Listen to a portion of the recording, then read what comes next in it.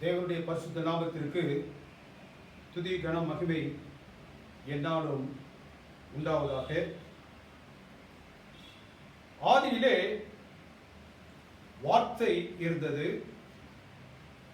அந்த வார்த்தை தேவனிடத்தில் இருந்தது. அந்த வார்த்தை தேவனாக இருந்தது. ஆதியிலே அவர் தேவனோடு இருந்தார்.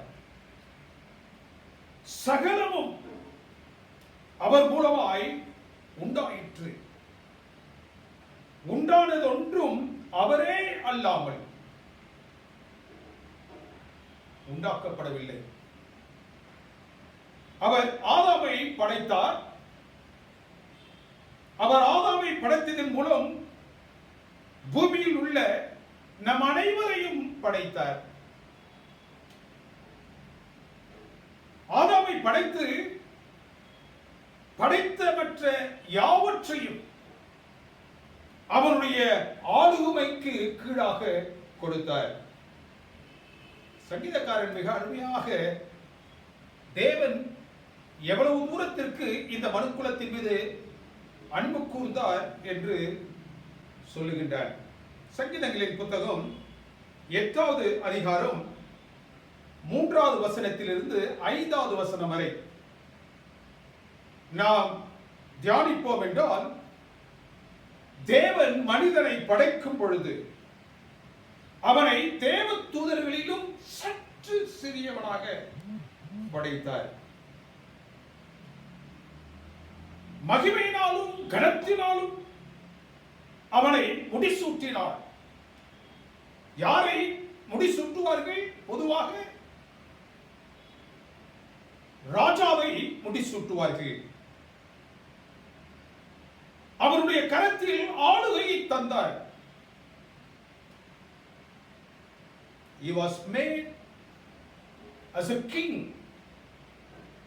and was given a dominion over everything that is on the earth. ஆதாம் ஒரு ராஜாவாக முடிசூட்டப்பட்டார். ஆளுகையை தந்தார். எதன் மீதான ஆளுகை? அவர் உண்டாக்கின எல்லாவற்றின் மீதான ஆளுகை. ஆகாயத்து பறவைகள், வெளியில் மேயும் மிருகங்கள், சமுத்திரத்து மச்சங்கள், ஆக air, land and sea. சமுத்திரம், ஆகாயம், வெளி, நிலம், எல்லாவற்றின் மீதான அதிகாரத்தையும் தேவன் ஆதாமின் கரத்திலே கொடுத்தார். அவனுக்கு நித்திய ஜீவனை தந்தார். நித்தியமாக வாழக்கூடிய அந்த ஜீவனை அவனுக்கு கொடுத்தார். அவர்கள் உடுத்திக் கொள்வதற்காக வானத்து தூதர்களுடைய அந்த வெண் வஸ்திரத்தை கொடுத்தார். எல்லாவற்றையும் அவர் கொடுத்து, மகிமையை கொடுத்து, கனத்தை கொடுத்து, நிறைவான நிலையை அவர்களுக்கு கொடுத்து, ஒரு காரியத்தை அவர்களிடத்தில் சொன்னார்.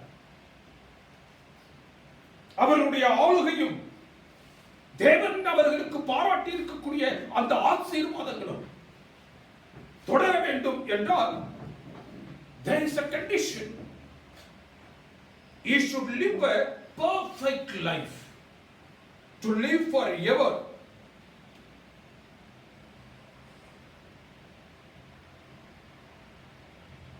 He must live a sinless life, absolute, perfect life, to live forever. அறத்தின் நியதிக்கு, சட்டத்திற்கு எதிராக எதுவும் அவர்கள் செய்யாமல் வாழ்ந்து கொண்டிருந்தார்கள் என்றால், தேவன் அவர்களுக்கு பாராட்டிய இந்த மேன்மை யாவும் அவர்களில் தங்கும். வேதத்தின் முதல் பக்கங்களை எடுத்துக்கொண்டு நாம் தியானிப்போம் என்றால் என்ன நடந்தது? ஆதாம் பாவத்தை தெரிந்து கொண்டதினால் அவனிடத்தில் தேவன் பாராட்டி இருந்த அந்த ஆளுகை எந்த இடத்தின் மீதாக அவர் ஆளுகை தந்தாரோ அவை அவனிடமிருந்து பிடுக்கப்பட்டது. Who took over the rulership of and the territory that has been given to Adam? லூக்காவின் புத்தகம் 4வது அதிகாரத்தை நீங்கள் தியானித்து பார்ப்பீர்கள் என்றால் அங்கு சோதனைக்காரன் கர்த்தராகிய இயேசு கிறிஸ்துவை மலை உச்சியில் கொண்டு சென்று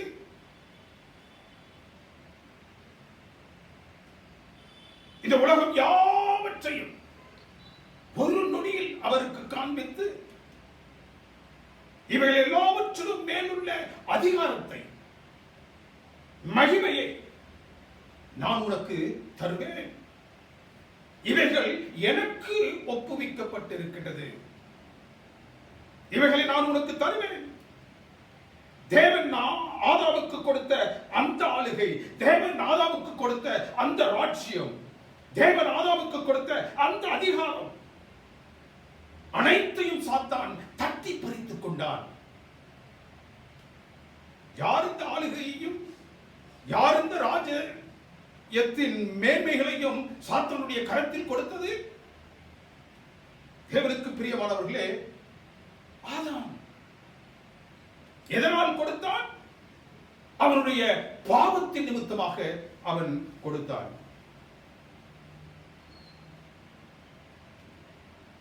ஆதாமிடத்தில் யார் அந்த ஆளுமையையும் அந்த ராஜ்யத்தையும் கொடுத்தாரோ அவரிடத்திலேயே 4000 வருடங்களுக்கு பிறகு சத்துருவாகிய சாத்தான் இது எனக்கு கொடுக்கப்பட்டிருக்கிறது, இந்த மகிமை அனைத்தும் எனக்குரியது, ஆகவே இதை நான் உனக்கு தருவேன்.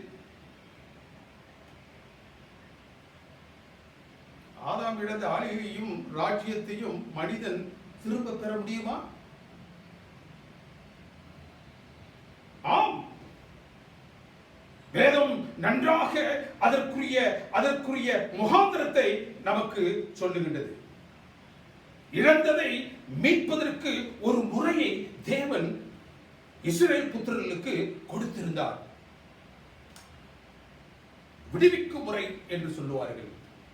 உபாகமத்தின் புத்தகம் லேவியராகமத்தின் புத்தகம் 25வது அதிகாரம் 25வது வசனத்தை நாம் பார்த்தோம் என்றால், உன் சகோதரன் தரித்திரப்பட்டு தன் காணியாட்சியிலே சிலதை விற்றால் அதை அவருடைய இனத்தான் அல்லது சகோதரன் தான் மீட்க வேண்டும். ஒரு முறையை தேவன் அங்கு கட்டளையிட்டிருந்தார். உன்னுடைய காணியாட்சியை நீ இழக்க பெறுவாய் என்றார். அதை மீட்பதற்கு உன்னுடைய சகோதரனோ உன்னுடைய இனத்தானோ வர வேண்டும். அதை நீ மீட்டுக் கொள்வதற்கு உன்னிடத்தில் நிர்வாகம் இல்லை என்றால், உன்னிடத்தில் பலன் இல்லை என்றால், தேவனுக்கு பிரியமானவர்களே, நீ யூபிலி ஆண்டு முடியும் வரை காத்திருக்கணும். லேவியராகமத்தின் புத்தகம் அதே அதிகாரம் 47 49 வசனங்கள் என்ன சொல்லுகின்றது? ஒருவன் அடிமையாக விற்கப்பட்டாலும் சகோதரில் ஒருவன் அல்லது அந்த மனிதனுடைய சகோதரனுடைய மகனின் ஒருவன், either a brother or a cousin, அவர்களில் ஒருவர் அந்த நிலத்தை அவர்கள் பெற்றுத் தரலாம். அவர்களுக்கு தான் அந்த உரிமை உண்டு. ஆதாமின் பிரச்சனை என்ன? ஆதாம் இழந்ததை பெற்றுத் தருவதற்கு ஒருவரும் இல்லை அவனிடத்தில். All of them have sold their patrimony. ரோமருக்கு எழுதின நிருபம் 3வது அதிகாரம் 23வது வசனம் என்ன சொல்லுகிறது? எல்லோரும் பாவம் செய்து, all of them have sinned, தேவ மகிமையற்றவர்களாகி போனார்கள். ஆதாம் இழந்ததை யாராலும் திரும்ப தர முடியாத நிலையில் அவன் இருந்தான். There was no next of kin to buy back what has been sold out, what has been lost. ஒரு பாவிக்காக ரத்தம் சிந்த முடியாது, அது பரத்தின் நியதி. இன்னொரு நியதி என்னவென்றால் ரத்தம் சிந்துதல் இல்லாமல் பாவ மன்னிப்பு இல்லை. அப்படி என்றால் இழக்க பெற்றதை ஒருவன் எப்படி திரும்ப பெற முடியும்? பாவத்தில் விழுந்த இந்த மனிதனை மறுபடியும் எப்படி சுதந்திரித்துக் கொள்ள முடியும்? பரத்தில் தேவனும் பாவத்துக்காக மரிக்க முடியாது. அவர் மரித்தால் அவர் தேவன் இல்லை. He cannot die. God cannot die. எனவே ஆதாமால் இழந்த ஆளுகையையும் ராஜ்யத்தையும் பெற்றுத் தருவதற்கு கர்த்தராகிய இயேசு கிறிஸ்து இந்த பூவுலகிற்கு வந்தார். ஒருவன் இழந்த காணியாட்சியை திரும்ப பெற அவன் இனத்தான் அல்லது சகோதரன் வந்து அதை திரும்ப பெற்றுத் தர வேண்டும் என்று ஒரு நியதியை தேவன் இஸ்ரவேல் புத்திரர்களுக்கு கொடுத்திருந்தார். கிறிஸ்து ஆதாம் இழந்ததை பெற்றுத் தர இவ்வுலகிற்கு வந்தார். கிறிஸ்து நம் குடும்பத்தை சேர்ந்தவரா? அல்லவே. He belongs to heavenly family. God the Father, God the Son, God the Holy Spirit. He was one among the three, a member of a different family altogether. வேறு குடும்பத்தை சேர்ந்த கிறிஸ்து பரலோக விமோசன திட்டத்தின் பங்கேற்க முடியுமா? He was not our king. விமோசன திட்டத்தில் நம்மை மீட்பதற்கு நம் சகோதரனோ நம் இனத்தானோ வர வேண்டும். Brother, either brother or kin. எனவே கர்த்தராகிய இயேசு கிறிஸ்து பரலோக குடும்பத்தை கூட்டினார். அவர்களிடத்தில் அவர் என்ன சொன்னார்? நான் பூலோகத்திற்கு செல்ல போகின்றேன். ஆதாம் இழந்த காணியாட்சியை நான் மறுபடியும் திரும்ப பெறப் போகின்றேன். சத்துருவாகிய சாத்தானை எந்த இடத்தில் அவன் ஆதாமை சந்தித்து அவனை வீழ்த்தினாரோ அதே இடத்தில் நான் சந்திக்கப் போகின்றேன். எப்படி தாவீது சரியான நேரத்தில் கோலியாத்தை சந்தித்தானோ அதே போன்று, கோலியாத்தை முகமுகமாய் சந்தித்தானோ அதே போன்று நானும் சத்துருவாகிய சாத்தானை நேருக்கு நேராக சந்திக்கப் போகின்றேன்.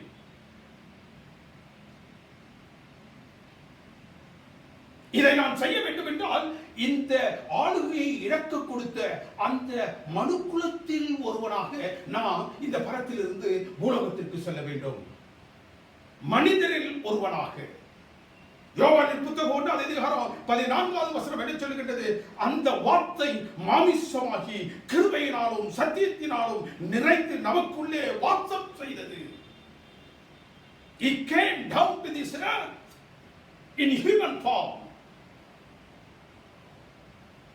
Jesus by his incarnation became our king. Next to us became our brother. பாவத்துக்கு கிரயத்தை செலுத்தி ஆதாம் இழந்ததை திரும்ப நமக்கு பெற்றுத் தருவதற்காக அவர் நம்மில் ஒருவராக, சகோதரனாக, நம்முடைய இனத்தானாக அவர் இப்பூ உலகிற்கு வந்தார். நான் பூமிக்கு செல்ல போகின்றேன். கர்த்தராகிய இயேசு கிறிஸ்து பரலோக குடும்பத்தை அடைத்து அவர்களிடத்திலிருந்து விடைபெறுகிறார். சொல்லுகிறார், நான் இப்பொழுது பூமிக்கு செல்ல போகின்றேன்.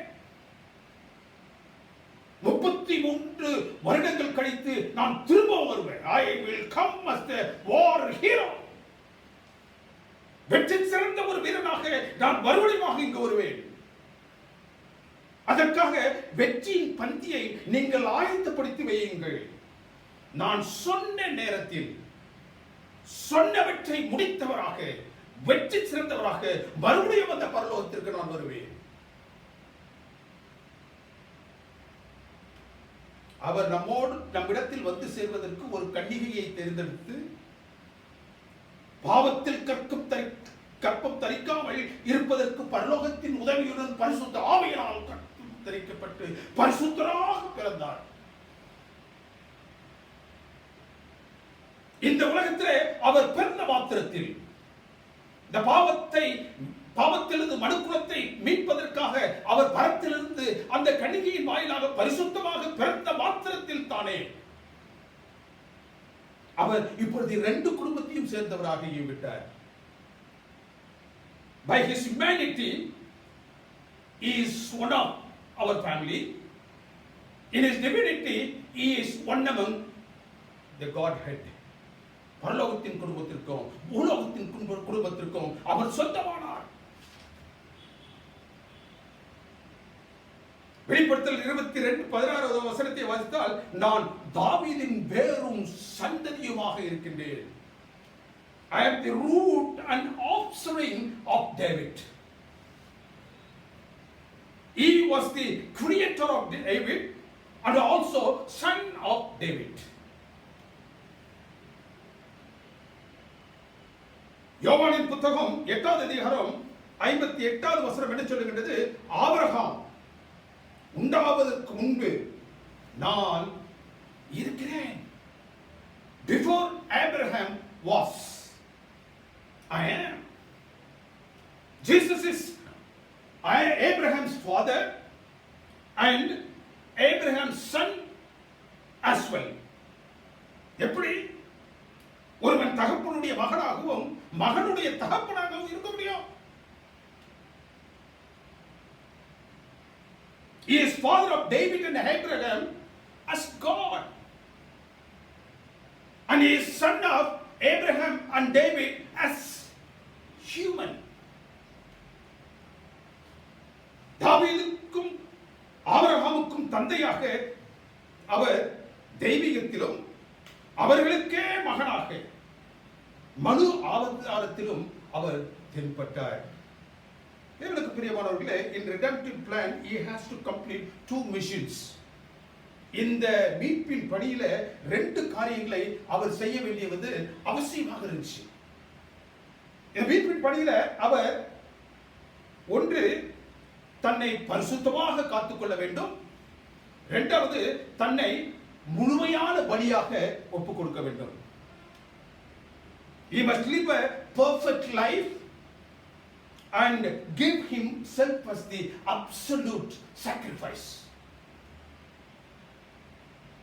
பாவமற்ற வாழ்க்கை, முழுமையான பலி. பாவமற்ற பரிசுத்தமான நிலை, முழுமையாக தன்னை அந்த குருசிலே அவர் என்ன செய்யணும்? தன்னை முழுமையான பலியாக ஒப்புக் கொடுக்க வேண்டும். கிறிஸ்து 2 காரியங்களையும் நிறைவேற்றுவதற்காக வந்தார். He came to live the perfect life that Lord required in our place. At the end of the perfect life, he must give his life as a perfect sacrifice. பரிசுத்த வாழ்க்கை, முழுமையான பலி. பாவத்துக்கு பரிகாரமாக அவர் பரலோக நீதி பிரகாரம், சட்டத்தின் பிரகாரம் பரிசுத்தமான பாவமில்லாத வாழ்க்கை வாழ வேண்டும். அதன் முடிவிலே, கடைசியிலே அந்த பரிசுத்தமாக காக்கப்பட்ட அந்த வாழ்க்கையை முழுமையாக அவர் என்ன செய்யணும்? பாவிகளுக்காக கொடுக்க வேண்டும். இதான் அவர் இந்த உலகத்திற்கு ஆற்ற வேண்டிய பணிக்கு அடிப்படை.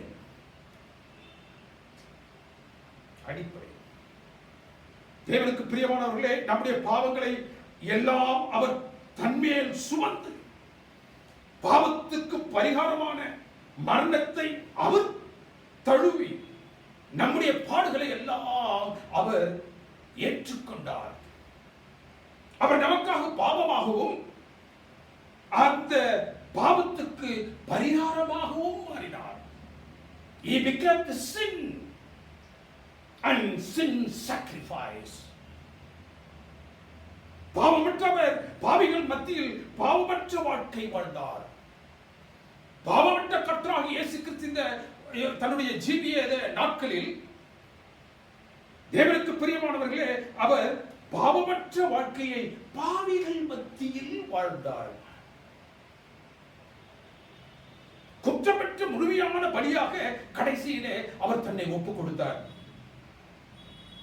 ஆசரிப்பு கூடாத சத்தியத்தை எல்லாரும் நாம் அறிந்திருக்கிறோம். ஆசரிப்பு கூடாத சத்தியத்தை படிக்கும் பொழுது நாம் என்ன செய்கின்றோம்?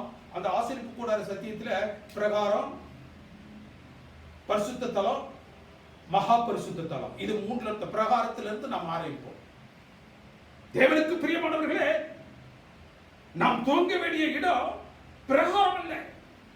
நாம் துவங்க வேண்டிய இடம் அந்த ஆசரிப்பு கூடாத சத்தியத்தை நாம் துவங்க வேண்டிய இடம் அந்த பாளையம். எங்கு பாவிகள் வாழ்ந்தார்களோ அந்த பாளையத்தில் இருந்து, அங்கு பாவம் செய்தவர்கள் தான் கூடாரத்திற்கு வந்தார்கள். அந்த பாவிகள் வாழ்ந்த இடத்தில் தான் அவரும் வந்து வாழ்ந்தார். He lived a perfect tempted life as we are, but he has never sinned. நம்மை போன்று அவர் வாழ்ந்து சோதிக்கப்பட்டும் பாவம் செய்யாது இருந்தார். இந்த சாங்சுரி சர்வீஸ் முறைமையில், ஆசரிப்பு கூடார முறைமையில் எப்படி பலி இருக்க வேண்டும் என்று தேவன் சொன்னார். A lamb without blemish, a lamb without spotless. கிறிஸ்துவின் நிலையில் வரக்கூடிய அந்த ஆடு, பாவத்திற்கு பலியாக போக வேண்டிய ஆடு எப்படி இருக்கணும்னா தூய்மையாக, எந்த விதமான கரைதரை இல்லாது இருக்கணும். அது பழுதற்றதாக இருக்கணும். முழுமையாக என்ன செய்யலாம்? கொடுக்கப்பட வேண்டும். Perfect life of Christ and his death as absolute sacrifice. To live a perfect life and to die as a sacrifice. Christ came down to this world. ஆசரிப்பு கூடாத பாடத்தை துவங்க வேண்டிய இடம் எது தெரியுமா? இப்போ கர்த்தராகிய இயேசு கிறிஸ்து பாவிகளோடு வாழ்ந்து 30 வருஷம் 33 வருஷம் பாவிகளோடு வாழ்ந்து அவர் தன்னை பாவமில்லாது காத்துக் கொண்டார். And therefore we should start our study of sanctuary service from the camp. பிரகாரத்தில் இருந்தல்ல, கோர்ட்டில் இருந்தல்ல, from camp where people were there sinning. எங்கு பாவிகள் வாழ்ந்தார்களோ அங்கு கிறிஸ்து சிலுவையில் பாடு மரணத்திற்கு முன் இவ்வுலகத்திற்கு வந்து பாவிகளோடு 33 வருஷங்கள் வாழ்ந்தார். பாவமற்ற வாழ்க்கை வாழ்ந்தார். He lived a perfect life and he died as a perfect absolute sacrifice. அவர் தன்னுடைய ஜீவனை இந்த உலகத்தின் பாவங்களுக்காக கொடுக்க வேண்டும் என்றால் தேவனுக்கு பிரியமானவர்களே, பரலோகம் என்ன அவரிடத்தில் எதிர்பார்த்தது? அவர் பரிசுத்தமான வாழ்க்கை வாழ வேண்டும். சட்டம். அந்த பரிசுத்தமான வாழ்க்கையின் முடிவிலே அவர் தன்னை முழுமையான பலியாக அவர் இந்த பாவிகளுக்கு தன்னை ஒப்புக் கொடுக்க வேண்டும்.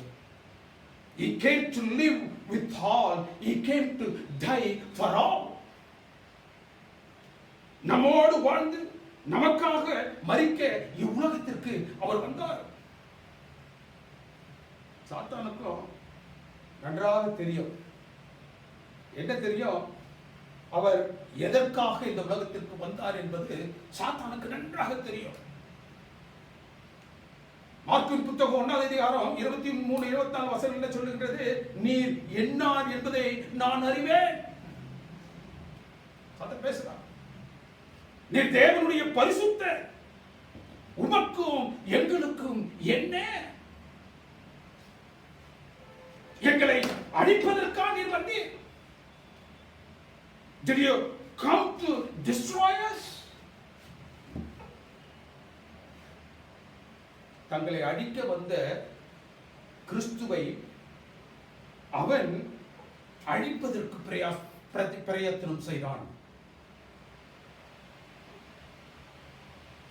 உலகத்திற்கு வந்து பாவமற்ற வாழ்க்கை பாவிகளோடு வாழ்ந்து அவர்களுக்காக மரிக்கப் போகின்றார் என்று அறிந்து பல திட்டங்களை அதற்கு நேரடியாக அவர் செய்து கொண்டிருந்தார். சாத்தானுடைய வேலை என்ன தெரியுமா? கிறிஸ்துவினுடைய பாவமற்ற வாழ்க்கையை குலைத்து போடுவது, கிறிஸ்துவினுடைய பாவமற்ற வாழ்க்கையை குலைத்து போடுவது, அவரை தவறி விழ செய்வதுதான் அவனுடைய நோக்கமாக இருந்துச்சு. அவர் தன்னை பாவிகளுக்காக மரிப்பதற்காக வந்திருக்கின்றார். அந்த பாவிகளுக்காக அவர் மரிப்பதை தடுப்பதற்கு அவன் பல பிரயத்தனங்களை செய்தான். 24 மணி நேரம் 365 நாட்கள் அவரை பாவமற்ற வாழ்க்கை செய்ய விடாமல் தடுத்துக் கொண்டிருந்தார்.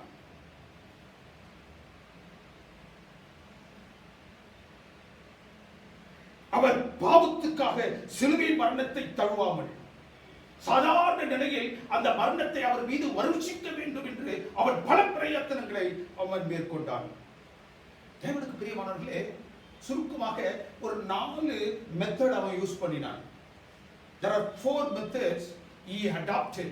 Satan adopted to bring Christ down from the purpose he had come to this world. 4 விதங்களில் கிறிஸ்து உலகிற்கு வந்த எதை செய்ய விரும்பினாரோ அதை செய்யாமல் தடுத்து போடுவதற்கு அவன் நினைத்தான். The first method to kill him. மோட்ச திட்டத்தின் தடுத்து போட அவன் கிறிஸ்துவை கொன்று போடுவதற்கு வகை தேடினான்.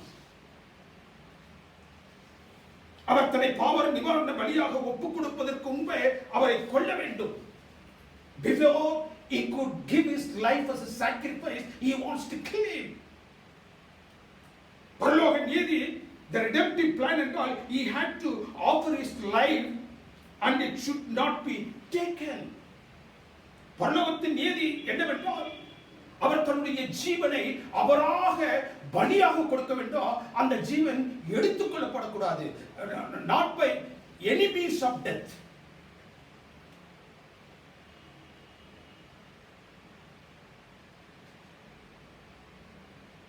அவர் தன்னை பலியாக ஒப்புக் கொடுக்கும் வரைக்கும் அவர் தன்னை பரிசுத்தமாக காத்துக்கொள்ள வேண்டும். இது போன்ற மரணங்கள் தன்னில் நிகழாமல் அவர் பார்த்துக் கொள்ள வேண்டும். இது சம்பவிப்பதற்கு முன்னதாக கர்த்தராகிய இயேசு கிறிஸ்து தன்னை பலியாக, முழுமையான பலியாக, பரிசுத்த வாழ்க்கை வாழ்ந்ததன் முடிவிலே முழுமையான பலியாக அவர் தன்னை ஒப்புக் கொடுப்பதற்கு முன்பதாக அவருடைய ஜீவனை எடுத்துக் கொள்வதற்காக பிரயாசப்பட்டார். வெளிப்படுத்தல் 12:34 வாசிக்கின்றால், பெரிய மனுசர்பமாகிய சாத்தான் தன்னோட 3 ஒரு பகுதி நட்சத்திரங்களை இழுத்துக்கொண்டு ஸ்திரீ பிள்ளை பெற்றவுடனே அதை பட்சித்து போடும்படியாக அவளுக்கு முன்பாக வந்து நின்றான். கர்த்தராகிய இயேசு கிறிஸ்து பிறந்த மாத்திரத்தில் தானே சத்துருவாகிய சாத்தான் யோரேதின் மூலமாக 2 வயதிற்குட்பட்ட அனைத்து ஆண் பிள்ளைகளையும் கொன்று போடும்படியாக ஒரு கட்டளையை பிறப்பித்தான்.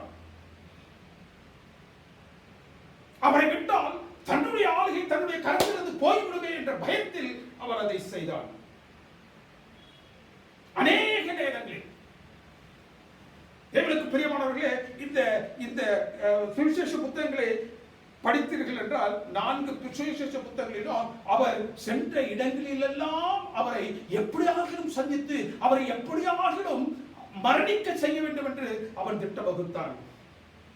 அவர் சீடர்களோடு படகில் ஏறி செல்லும் பொழுது அவரை அழிப்பதற்கு நினைத்தான். அது ஒரு புயல் ஏற்படக்கூடிய ஒரு நேரமும் அல்ல. அவரோடு பயணிக்கக்கூடியவர்கள் புயலையும் கடலையும் காணாதவர்களும் அல்ல. அவர்களுக்கு நன்றாக தெரியும். நினையாத நேரத்தில் சூழலில் கிறிஸ்துவை அழித்து விட வேண்டும் என்று அவர் முயற்சித்தார். லூக்காவின் புத்தகம் 4வது அதிகாரத்தில் 28வது வசனத்திலிருந்து 30வது வசனம் வரைக்கும் நீங்க போனீங்கன்னா, அவரை தலைகீழாக தள்ளும்படி மலைக்கு மேல் அவரை கொண்டு சென்றார்.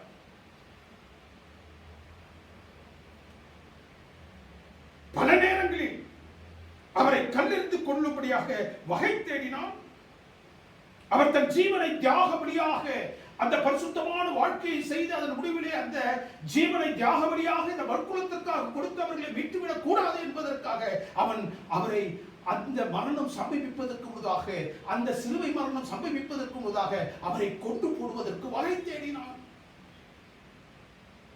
Second method, what Satan followed to infect him with sin. He wanted to infect him with the virus of sin. பாவம் என்று சொல்லக்கூடிய அந்த வைரஸின் மூலமாக, அந்த நுண்கிருமியின் மூலமாக எப்படியாகிலும் கர்த்தராகிய இயேசு கிறிஸ்துவை பாவம் செய்து விட வேண்டும் என்று அவன் பிரயாசப்பட்டான். பல நிலைகளில் அவரை சந்தித்தான். பல முயற்சிகளை அவன் மேற்கொண்டான். கிறிஸ்துவை பாவத்தில் விட செய்து பாவமற்ற பலியாக அவர் தன்னை ஒப்புக் கொடுத்து விடக் கூடாது என்று அவன் பல முகாந்திரங்களை மேற்கொண்டான். எபிரேயர் புத்தகம் 4வது அதிகாரம் 15வது வசனம் என்ன சொல்லுகின்றது? எல்லா விதத்திலும் அவர் நம்மை போல் சோதிக்கப்பட்டும் பாவமில்லாமல் இருக்கும் பிரதான ஆசாரியராக இருந்தார். அவன் முயற்சிகள் அனைத்தும் தோல்வியுற்றது. எல்லா விதத்திலும் சோதிக்கப்படக்கூடியவராக இருந்தார். அந்த சோதனைகளில் இருந்தெல்லாம் அவன் வெற்றி சிறந்தார். பழுதற்ற பலியாக அவர் தன்னை ஒப்புக் கொடுக்க வேண்டும் என்பதற்காக அவர் தன்னை பாவத்திலிருந்து காத்துக் கொண்டார். இவரர் 7:26 என்று சொல்கிறது, பரிசுத்தமும் குற்றமற்றவரும் மாசில்லாதவரும் பாவிகளுக்கு பாவங்களுக்கு விலகினவருமாக அவர் இருந்தார். He was not able to infect him with sin. யோவானின் புத்தகம் 1 யோவானின் புத்தகம் 3வது அதிகாரம் 5வது வசனம் சொல்லுது, அவரிடத்தில் பாவங்கள் இல்லை. அந்த பாவங்களை அவரிடத்தில் புகுத்துவதற்கு சாத்தான் செய்த முயற்சிகள் அனைத்தும் தோற்று போனது. 1 பேதுரு 2:22 அவர் பாவம் செய்யவில்லை, அவர் இடத்தில் வஞ்சகமும் இருந்ததில்லை. பிரமாணம் எதிர்நோக்கக்கூடிய அந்த குற்றமற்ற பாவமற்ற வாழ்க்கையை அவர் செய்து தன் மீட்பின் திட்டத்தை செயலாக்க விரும்பினார். அவரை கொல்லவும் முடியல, அவரை பாவத்தில் சாத்தானால் தள்ளவும் முடியல, கொல்லவும் முடியல, தள்ளவும் முடியல. The third method Satan is using now, என்ன? To distract him from the plan of redemption. அவரை அந்த விமோசன திட்டத்திலிருந்து வழிவிலக செல்வதற்கு அவன் பிரயாசப்பட்டான். ஆதாம் சாத்தானிடத்தில் இழந்த அந்த ஆளுகையை திரும்ப பெறவே கர்த்தராகிய இயேசு கிறிஸ்துவுக்குள்ளாக இருக்க வந்தார். அதை பெற வேண்டும் என்றால் பிரமாணம் எதிர்பார்க்கக்கூடிய கிரயமாகிய அவரது ஜீவனை அவர் பழுதற்ற பலியாக, முழுமையான பலியாக அவர் கொடுக்க வேண்டும். சாத்தான் கிறிஸ்துவிடம் என்ன சொல்றா? நீ மரித்து பெற துடிக்கும் அந்த ஆளுகையை நான் உனக்கு நீ ஜீவனோடு இருக்கும் பொழுதே கொடுத்துறேன். லூக்காவின் புத்தகம் 4வது அதிகாரம் வசனங்கள் 5லிருந்து 7 வரைக்கும் அந்த அனுபவம் என்ன சொல்றது? கிறிஸ்து சோதிக்கப்படும் பொழுது சாத்தான் உலகத்தின் சகல ராஜ்யங்களையும் அவருக்கு முன்பாக கொண்டு வந்து அதை காண்பித்து, இவைகள் அனைத்தும் என்னுடையது, நீர் என்னை பணித்துக் கொண்டால் போதும், அவை அனைத்தும் உடையதாக நான் ஆக்கி விடுகிறேன். All you have to do is to just bow down. Just bow down. Nobody is here around. எனக்கு முன்பதாக நீ தாழ விழுந்து பணிந்து கொள்வாய் என்றால் இந்த 4000 ஆண்டுகள் நான் பெரும்பாடுபட்டு சம்பாதித்த இந்த உலகத்தை முழுவதையும் நான் கொடுத்து விடுகின்றேன். Without any sacrifice, without any process of dying for it, you can get it easily. எந்த பலியினாலும் அல்ல, வலியினாலும் அல்ல, நீ இந்த உலகத்தை சும்மா எடுத்துக்கோ, நான் கொடுத்து விடுகிறேன்.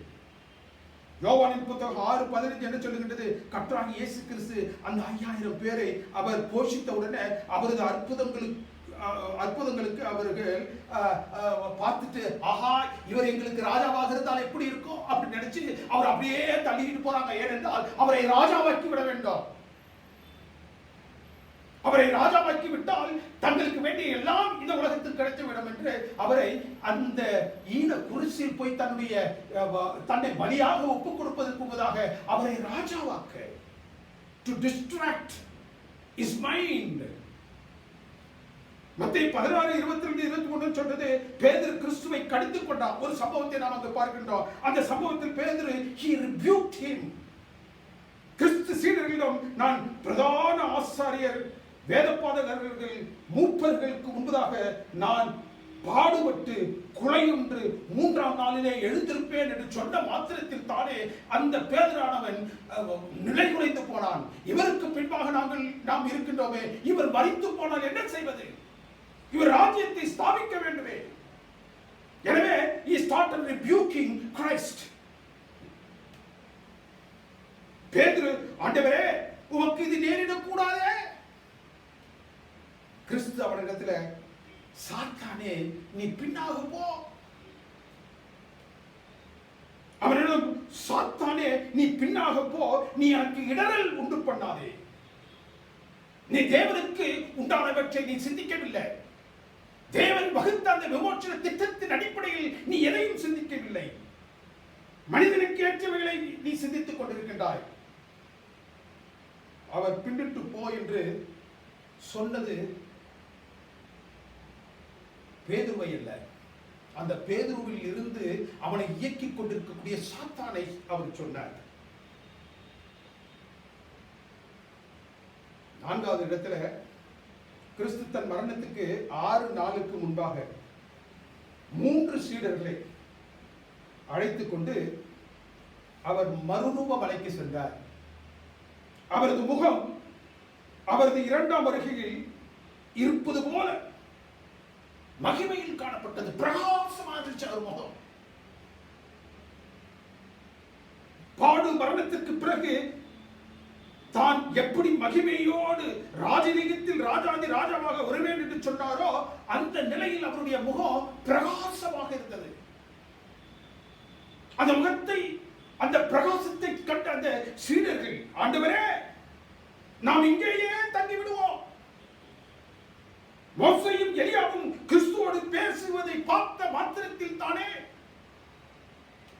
நாம் இங்கேயே இருந்து விடலாம், இதுவே நமக்கு நல்லது. பாடு மரணம் இல்லாமல் மகிமையில் பிரவேசிப்பதற்கு அவர்கள் ஆயத்தப்பட்டார்கள். பாடு மரணத்தின் மூலமாகத்தான் நாம் பரம் சேர முடியும் என்ற அந்த பரலோகத்தின் நியதியை மறந்தவர்களாக அவர்கள் அவரோடு பேசினார்கள். சாத்தான் கிறிஸ்துவை விமோசன திட்டத்திலிருந்து தடம் புரள செய்வதற்கு பல பிரயத்தனங்களை அவன் மேற்கொண்டான். யூதாஸ், நம்ம அநேகர் நினைச்சுக்கிறோம், கிறிஸ்துவை யூதாஸ் என்ன செஞ்சா, சிலுவையில் மரணத்துக்கு அவரை காட்டி கொடுத்தான், 30 வெள்ளிக்காசுக்காக அவரை காட்டி கொடுத்தார் என்று நாம் நினைத்துக் கொண்டிருக்கிறோம். அப்படி அல்ல. அந்த சிலுவையிலே அவர் மரணிக்க வேண்டும் என்பதற்காக அவரை அவன் காட்டிக் கொடுக்கவில்லை. 30 வெள்ளிக்காசுக்காக அவன் காட்டிக் கொடுக்கவில்லை. He wanted to give a pressure to retaliate the people who are against Christ and for Christ to establish his kingdom. தேவனுடைய ராஜ்யத்தை அவர் என்ன செய்வாரு, இது போன்ற சூழ்நிலை ஏற்படும் பொழுது அவர் என்ன செய்வாரு, அதற்கு எதிராக செயல்பட்டு தன்னுடைய ராஜ்யத்தை அவர் என்ன செய்வார், ஸ்தாபிப்பார் என்று நினைத்து காட்டிக் கொடுத்தார். To give a pressure to Jesus to retaliate.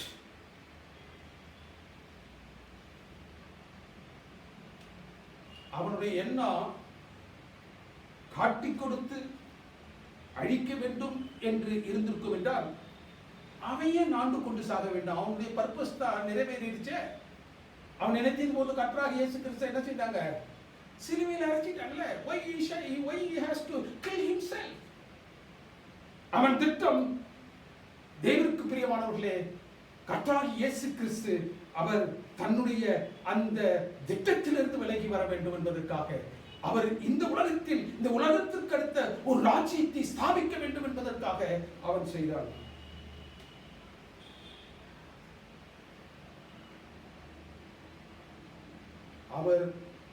அவன் நினைத்தது போல் செய்யவில்லை என்பதற்காகத்தான் அவன் நாண்டு கொண்டு செத்தான். Bible says devil entered Judas. அவன் மூலமாக கிறிஸ்துவை எந்த ஆளுகையை ஆதாம் இழந்தானோ அதை பாடுமரணம் இல்லாமல் குறுக்கு வழியில் பெறுவதற்காக யூதாஸ் மூலமாக சத்துருவாகிய சாத்தான் செயல்பட்டான். The fourth method, அவரை அடிப்பரல விட வேண்டும் என்பதற்காக அவன் நான்காவது முறையை அவன் கையாளுகின்றான். Emotional attack. Emotional attack.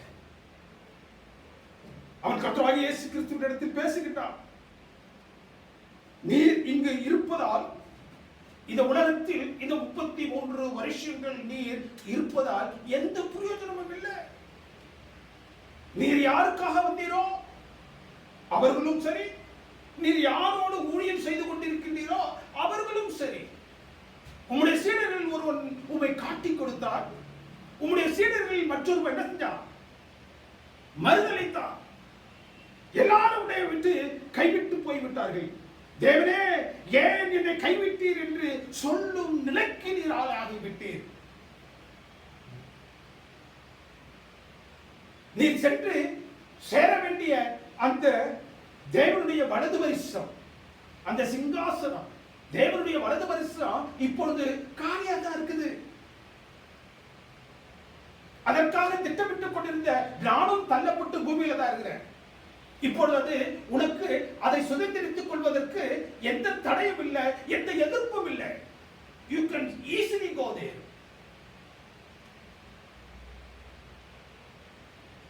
நிற்கக்கூடிய ஒரு ரயில நீ ஏன் ஓடி பிடிக்கிற? தேவனுக்கு பிரியமானவர்களே,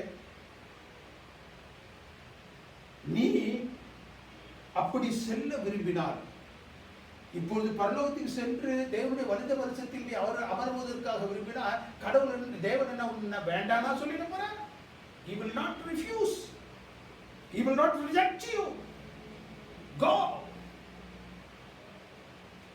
மத்தேயு 26, 38, 39, 42 வசனம் என்ன சொல்றது? கெத்செமனியில் கிறிஸ்து தேவனிடத்தில் ஒரு பாத்திரம், இந்த பாத்திரம் என்னை விட்டு நீங்க கூடுவானால் நீக்கி போடும் என்று அவர் கெஞ்சினார். அதற்கு பிறகு, ஆகிலும் என்னுடைய சித்தம் அல்ல, உங்களுடைய சித்தம் ஆக கடவுது. இந்த பாத்திரம் என்னை விட்டு நீங்க கூடுவானால் நீக்கி போடும். எந்த பாத்திரம்? மத்தேயு 26, 42 வசனத்துல ஒரு பாத்திரத்தை குறிப்பிட்டு பேசுகின்றார். அதே பாத்திரத்தை அவர் வெளிப்படுத்தல் 16 பேசுகின்றார். அதே பதம், அந்த பாத்திரம் என்று சொல்லக்கூடிய சேம் வேர்ட், அதே பதம் வெளிப்படுத்தல் 16 கொடுக்கப்பட்டிருக்கிறது. என்ன பாத்திரம்? தேவனுடைய உக்கிரமான கோபமாகிய மது உள்ள பாத்திரம். எந்த பாத்திரத்தை அவர் என்ன செஞ்சாரு? இந்த பாத்திரம் என்னை விட்டு நீக்க கூடுவானால் நீக்க போடும் என்று சொன்னால், அது தேவனுடைய உக்கிரமான கோபாக்கினை ஆகிய அந்த பாத்திரம், மதுவுள்ள பாத்திரம். பாவத்தின் மீதாக தேவன் ஊற்ற இருக்கக்கூடிய அவரது கோபாக்கினை. இந்த உலகத்தின் பாவத்தை கிறிஸ்து என்ன செய்கிறார்? சாங்கி நிற்கின்றார். தேவன் அந்த பாத்திரத்தோடு, அந்த பாத்திரத்தில் அந்த அந்த கோபாக்கினை என்று சொல்லக்கூடிய அந்த மதுவோடு, மது உள்ள பாத்திரத்தோடு அவர் அப்படி வந்து பார்க்கிறாரு. அங்கு அந்த பாவம் இருக்கிறது. அந்த பாவத்தின் மேல் அந்த அந்த உக்கிரமான கோபத்தை அவர் ஊற்றினோம். அந்த பாவத்தின் மீது அந்த உக்கிரமான பாத்திரத்தில் உள்ள கோபாக்கினையை ஊற்ற வேண்டும் என்றால், அந்த பாவத்தை கர்த்தராகிய இயேசு கிறிஸ்து சுமந்து கொண்டிருக்கின்றார். அந்த கோபாக்கினியாகிய பாத்திரத்தை அவர் பருகி இரத்தக்கிரை திருமணமாக அவர் ஜீவன் பெற வேண்டும். It is a must. இதுதான் நியதி. இதை கர்த்தராகிய இயேசு கிறிஸ்து பருக வேண்டிய தேவனுடைய கோபாக்கினியாகிய பாத்திரம். அந்த பாத்திரத்தை கிறிஸ்துவுக்கு கொடுப்பது யார்? வேற யாரும் இல்லை. அந்த அந்த கோபாக்கினியாகிய அந்த பாத்திரத்தை கர்த்தராகிய இயேசு கிறிஸ்து பருக கொடுப்பது யார்? வேதம் அருமையாக சொல்லுகின்றது. யோவானின் புத்தகம் 18ஆம் அதிகாரம் 11ஆம் வசனம் என்ன சொல்லுகின்றது? பேதுரு தன் பட்டயத்தை எடுத்து கிறிஸ்துவை பிடித்த அந்த சேவகனுடைய காலை வெட்டிய பொழுது பேதுரு என்ன சொல்ற? பேதுருவே, கிறிஸ்து சொல்றார், உன் பட்டயத்தை உன் முறையிலே போடு. இது பிதா எனக்கு கொடுத்த பாத்திரம், இதில் நான் பானம் பண்ணியே ஆக வேண்டும். எந்த பாவத்தை சுமந்து அந்த பாவத்துக்கு என்னை கிரயமாக கொடுப்பதற்காக இந்த உலகத்திற்கு வந்தேனோ அந்த பாவத்தை நான் சுமந்து கொண்டிருக்கின்றேன். எந்த பாவத்தை அவர் நிகிரகிக்க நினைக்கின்றாரோ அதை அவர் செய்ய இருக்கின்றார். அந்த கோபாக்கினை என் மீதாக ஊற்றப்பட வேண்டும். நீ விலகினில்.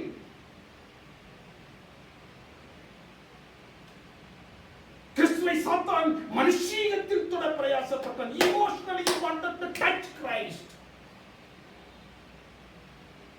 எபிரேயர் 5ஆம் அதிகாரம் 7ஆவது வசனம் சொல்லுது, அவர் மாமிசத்தில் இருந்த நாட்களில் தன்னை மரணத்திலிருந்து ரட்சிக்க பிதாவை நோக்கி அவர் விண்ணப்பம் செய்தார். He was fully human. He had an emotional feeling, but he has not used that emotional feeling for his own purpose. லூக்காவின் புத்தகம் 22ஆவது அதிகாரம் 44ஆவது வசனம் என்ன சொல்றது? அவர் தன் வியாகுலத்தில் வேர்வையை துளிகளாக வந்தது. அவருடைய வியாகுலம் அவருடைய சரீரத்திலிருந்து வேர்வை துளிகளாக வந்தது. He had the feeling. மார்க்கின் புத்தகம் 14:65ஆவது வசனம் சொல்றது, அவரை துப்பினார்கள், தலையில் கொட்டினார்கள், சிவப்பங்கியை போட்டு கூடினார்கள், முள்முடி சூட்டினார்கள். இதெல்லாம் ஏன் செஞ்சாங்க? யூதருக்கு ராஜா என்று எழுதி அவரை கேலி பரியாசம் செய்தார்கள். ஏன்? To retaliate, for him to retaliate the situation. Emotional. அவர் தன்னில் வெகுண்டு எழுந்தவராக அவர் அந்த சிலுவையிலிருந்து இறங்கிவிட வேண்டும் என்பதற்காக அதை அவர்கள் செய்தார்கள்.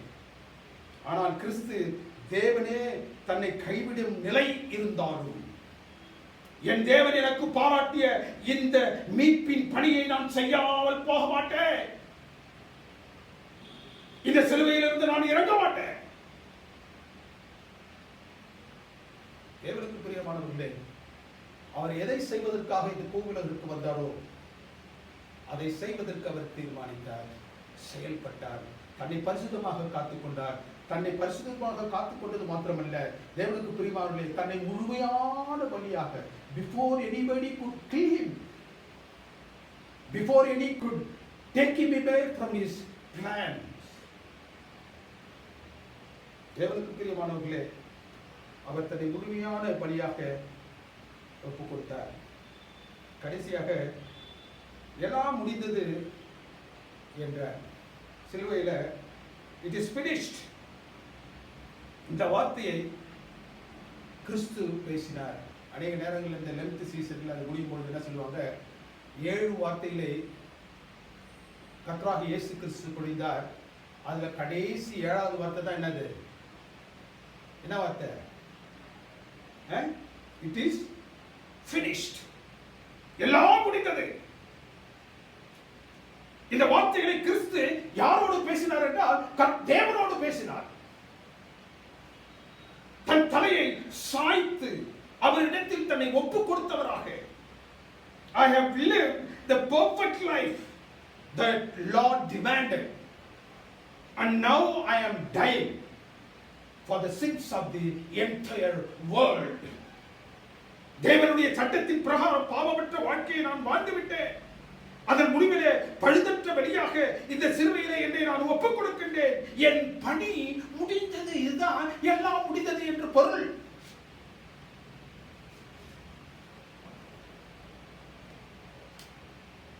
எல்லாம் முடிந்தது என்றால் அவருடைய வாழ்வு நிறைவுக்கு வந்ததல்ல. சாத்ருவாகிய சாத்தான் அதான் நினைச்சா, இவர் ஒழித்தார், எல்லாம் முடிந்தது. அவருடைய மீட்பின் பணியை அவர் நிறைவுக்கு கொண்டு வந்தார். எவன் ஒருவன் சிலுவையை நோக்கி ரட்சிப்புக்காக வருகிறாரோ அவனுக்கு ரட்சிப்பு உண்டு என்ற நிலையை அவர் ஏற்படுத்தி எல்லாம் முடிந்தது என்றார். நோக்கிப்பார், ரட்சிப்பார். ரட்சிப்பு சாத்தியமாக்கப்பட்டது. God has, Jesus has made the salvation possible to everybody. எல்லாம் முடிந்தது என்ற வார்த்தைகள் கிறிஸ்துவின் கடைசி வார்த்தைகள் அல்ல. அவருடைய வாழ்க்கையின் கடைசி பக்கத்தை நீங்கள் நன்றாக தியானித்து பார்ப்பீர்கள் என்றால் எல்லாம் முடிந்தது என்று சொல்லக்கூடிய வார்த்தை கர்த்தராகிய இயேசு கிறிஸ்து பேசி கடைசி வார்த்தை அல்ல. என்னோடு லூக்காவின் புத்தகம் 23வது அதிகாரம் 46வது வசனத்தை நீங்கள் எடுத்துக்கொண்டிருந்தால் அங்குதான் அவர் கடைசியா ஒன்றை பேசுகிறார். உம்முடைய கையில் என் ஆவியை நான் ஒப்புக் கொடுக்கிறேன் என்று மகா சத்தமாய் கூப்பிட்டு தன் ஜீவனை விட்டார். எந்த திட்டத்திற்காக நான் அனுப்பப்பட்டேனோ அதை நிறைவேற்ற I lived a perfect life and I have given my life as the whole complete sacrifice, absolute sacrifice. I lived a perfect life. I gave myself as the absolute sacrifice. இரண்டையும் வைத்து நான் நிறைவேற்றி விட்டேன். என் ஆவியை இப்பொழுது உம்முடைய கரத்தில் நான் ஒப்புக் கொடுக்கின்றேன். எந்த காரியத்திற்காக நான் இங்கு வந்தனோ, எத்தனை நாட்கள் பரலோகத்திலே நான் இதை செய்ய வேண்டும் என்று உம்மிடத்தில் கேட்டு வந்தனோ அதனுடைய நாள் நெருங்கி விட்டது. இப்பொழுது என்னுடைய ஜீவனை நான் விடுகிறேன். ஆனால் நீர் என்னை நிச்சயம் என்ன செய்வீர்? எழுப்புவீர். எப்படியாக நான் இந்த பரிசுத்த பாவ உலகத்தில் பரிசுத்தனாக வந்தேனோ அவ்வளவே என்னை திருப்பி உம்மிடத்தில் நீ சேர்த்துக் கொள்வே.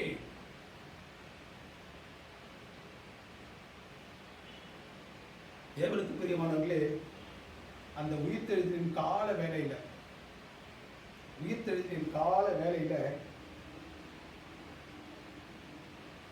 ரெண்டு தூதர்கள், ஒரு தூதர் என்ன செய்யறான்,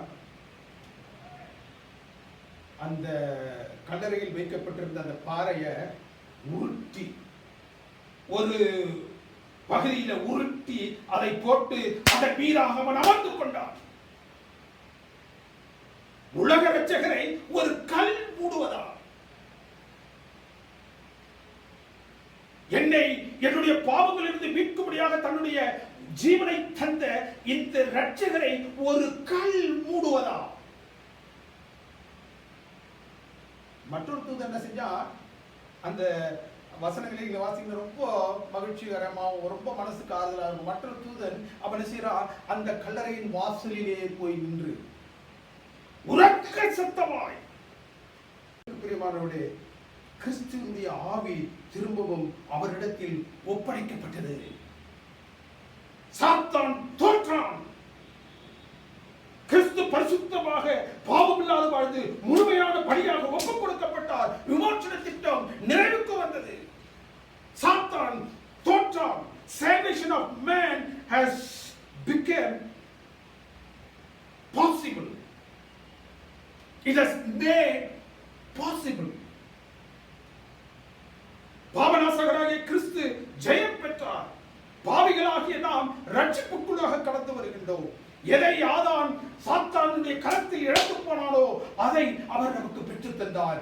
எதை சத்துருவாகிய சாத்தானிடத்தில் எந்த ஆளுகையை அவன் கொடுத்து போட்டாலோ அந்த ஆளுகையை தேவன் கர்த்தராகிய இயேசு கிறிஸ்து விட்டு தந்தார். எந்த ராஜ்யத்தை, எந்த டொமினியனை அவரிடத்தில் இழந்து போனாலோ அதை அவர் நமக்கு பெற்று தந்திருக்கின்றார். நம்ம என்ன செய்யணும்? We should also live a perfect life. நம் ஜீவனை முழுமையாக பரிசுத்தமாக காத்து அதை முழுமையாக தேவனிடத்தில் கொடுக்கிறோம். As Christ has done in the plan of redemption. வேற என்ன செய்யணும்? உலகமெங்கும் போய் திக்கெங்கிலும் நீங்க என்ன செய்ய பறைசாற்றணும். என்ன பறைசாற்றணும்? பாவத்திற்காக நாம் கொடுக்க வேண்டிய கிரயம் கிறிஸ்துவால் கொடுக்கப்பட்டாகிவிட்டது. He has paid all.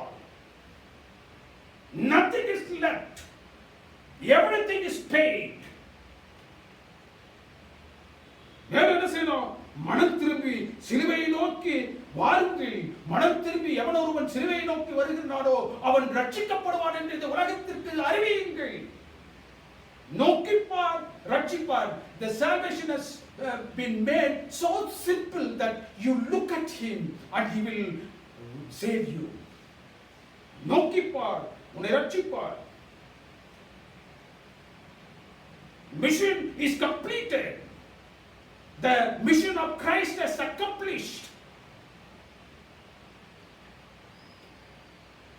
The salvation has been made possible. Mission accomplished. The King is coming who has made the salvation possible unto you and me. He is coming soon. ரட்சிப்பு சாதகமாகப்பட்டு விட்டது. அவரது வருகைக்காக அடையாளங்களும் நிறைவேறிவிட்டது. தேவனுக்கு பிரியமானவர்களே, நோக்கிப்பார், ரட்சிப்பார். The mission of Jesus has been accomplished. எல்லாவற்றையும் அவர் நமக்காக நிறைவேற்றி தீர்த்து விட்டார். இனி நாம் அவர் சமூகத்தில் சென்று அந்த ரட்சிப்பின் பயனை அடைந்தவர்களாக, அந்த பரநோக்கி சென்றவர்களாக நம்மை நாம் காத்துக்கொள்ள வேண்டும். தெய்வம் தாமே உங்களை ஆசீர்வதித்து வழிநடத்துவாராக. நாம் அனைவரும் நம்முடைய சிரங்களை தாழ்த்தி இந்த ஜெபத்தில் பங்கு கொள்வோமாக. எங்களை எவ்வாறு நேசித்து வழிநடத்தும் பரிசுத்தமிக்க பரமபிதாவே, இந்த அருமையான ஓய்வு நாளின் மத்திய வேலைக்காக உங்களுக்கு நன்றி செலுத்துகின்றோம். இந்த வேலையிலும் தேவரீர் நீர் உடைய பரத்திலிருந்து எங்களுக்கு பேசின வார்த்தைகளுக்காக நாங்கள் உங்களை ஸ்தோத்திரிக்கின்றோம். கர்த்தராகிய இயேசு கிறிஸ்து இந்த உலகத்தின் பாவங்களுக்காக எங்களை மீட்பதற்காக எவ்வாறு இந்த உலகத்தில் வந்தார் என்பதை நாங்கள் இன்னொரு விசை எங்களுடைய மனங்களில் நாங்கள் அசைப்படுவதற்கு இந்த நேரத்தில் நீர் எங்களுக்கு ஆசீர்வதித்து கொடுத்ததற்காக உங்களுக்கு நன்றி செலுத்துகின்றோம். இந்த வேலையிலும் எங்கள் அன்பின் தேவை அந்த கர்த்தராகிய இயேசு கிறிஸ்து இந்த உலகத்தில் வந்து தன்னை பரிசுத்தமாக காத்துக்கொண்டு அந்த பரிசுத்த வாழ்க்கையின் முடிவிலே அவர் தன்னை முழுமையான பலியாக எங்களுடைய பாவங்களுக்காக ஒப்புக் கொடுத்தாரே, அதற்காக அவருக்கு நன்றியும் ஸ்தோத்திரங்களையும் ஏறெடுக்கின்றோம். இந்த நாளிலும் தேவரீர் அந்த ரட்சிப்பை பெற்றவர்களாக, அந்த ரட்சிப்பின் பாதையில் செல்பவர்களாக தேவரீர் நீர் எங்களுக்கு பாராட்டி இருக்கக்கூடிய இந்த உன்னதமான சத்தியத்தை அதை அறியாத மக்களோடு நாங்கள் பகிர்ந்து கொண்டு உங்களுடைய பாவங்கள் மன்னிக்கப்பட்டது, உங்களுடைய பாவங்களுக்காக கர்த்தராகிய இயேசு கிறிஸ்து அந்த ஈன குருசிலே அவர் எல்லா விலை கிரயத்தையும் கொடுத்து விட்டார். தன்னுடைய ரத்தத்தை விட்டு ரத்தத்தை கொடுத்து அவர் எல்லாவற்றையும் நமக்காக பெற்று தந்து விட்டார். நீங்களும் நானும் அவருடைய பாதத்தில் சென்றால் நாம் ரட்சிக்கப்படுவோம் என்று எங்களை தேவரீர் ஒரு சிறு கூட்டமாக மீதியான திருச்சபையாக நீர் எழுப்பி அதை உலகத்திற்கு சொல்லி உலகத்தை அதற்காக ஆயத்தப்படுத்துவோம். உங்களுடைய வருகை நாளுக்காக நாங்கள் மாத்திரமல்ல, அநேகரை உடைய வருகை நாளுக்காக நாங்கள் உங்களுடைய பாதத்தில் கொண்டு வரவும் எங்கள் அன்பின் தெய்வம் தயவு செய்யுமாறு உங்களுடைய திரு சமூகத்தில் எங்களை நாங்கள் ஒப்புக் கொடுக்கிறோம். எங்களுடைய பாவங்கள், குற்றங்கள், குறைகள், மீறல்கள் யாவற்றையும் தயவாக மன்னித்து இந்திய நாட்களில் காணப்படுகின்ற எல்லா விதமான சூழ்நிலைகளுக்கும் நீர் எங்களை விலக்கி காத்து உங்களுடைய ராஜ்யம் வரும் இந்த நேரத்தில் நோய்களுக்காக காத்திருந்தோம். இவருடைய ரட்சிப்பிலே களி குடும் என்று சொல்லக்கூடிய கூட்டத்தாரே, நாங்கள் அனைவரும் காணப்படக்கூடிய பெரும் வாக்கியத்தை பெற்றவர்களாக இந்த இடத்தை விட்டு நாங்கள் கடந்து செல்ல எங்கள் அன்பின் தெய்வம் தயவு செய்வாரு கிறிஸ்துவின் நாமத்தினால் வேண்டுதல் செய்கின்ற பரிசுத்தமிக்கப்படுகிறாரே. ஆமென். அந்த கர்த்தராகிய இயேசு கிறிஸ்துவின் கிருபை பிதாவுடைய அன்பும் பரிசுத்தாவியானவருடைய அன்பும் ஐக்கியம் செய்வோம். நாம் அனைவரோடும் விசேஷமாக ஆங்காங்கு உலகம் அனைத்து பகுதிகளிலிருந்து கேட்டுக்கொண்டிருக்கக்கூடிய ஒவ்வொரு பிள்ளைகளோடும் இன்றும் முன்னும் சதா காலங்களிலும் இருப்பதாக. ஆமென்.